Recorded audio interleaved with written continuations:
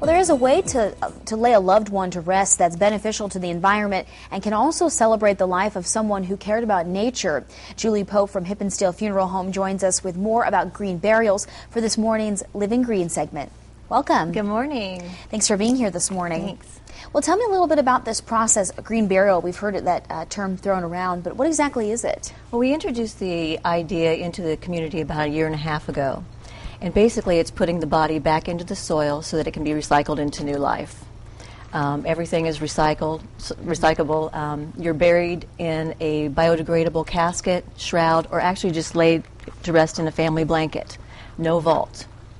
Okay, and tell me a little bit about some of the people who maybe are using this service. Is it that the loved one maybe was into nature, or they wanted to make it more beneficial for the environment? Well, it's definitely a way of personalizing or memorializing someone, celebrating the life of someone. You have to be sure that if you're interested in natural burial, that you go to a cemetery that that allows it. Not every cemetery does.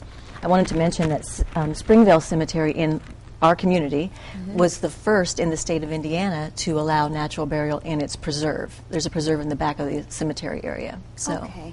So are there several cemeteries in the area, or do you have to find a specific one? Is it difficult to find a cemetery that will allow you to do this sort of procedure? The vault is the question. Most cemeteries require a vault, and I know that there's a couple in this area. Tippecanoe Memorial Gardens also will allow natural burials as well.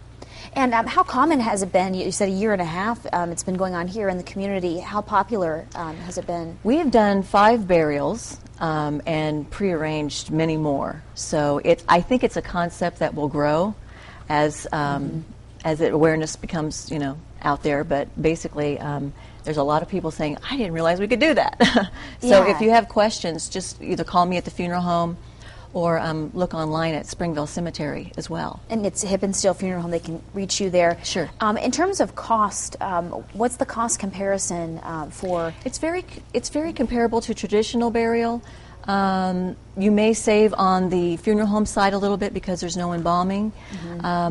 And you don't have to buy the vault, that type of thing, but you may pay a little bit more on the cemetery side for perpetual care because they have to keep filling that in for a period of time.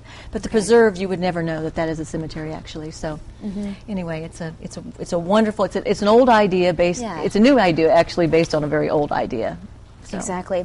And do you think it may grow in popularity as people are becoming more conscious really of the environment and maybe leaving a smaller footprint? Absolutely, because it gives back to the natural plants, brings in the wildlife. It's really it's just giving back. In fact, if you think about it, natural burial is the vegetation above you becomes you because you're giving back quickly to the ecosystem. So. All right. Well, I appreciate you being here this morning. It's great. Thank you so much for having me. We'll come up at 6:30. We'll take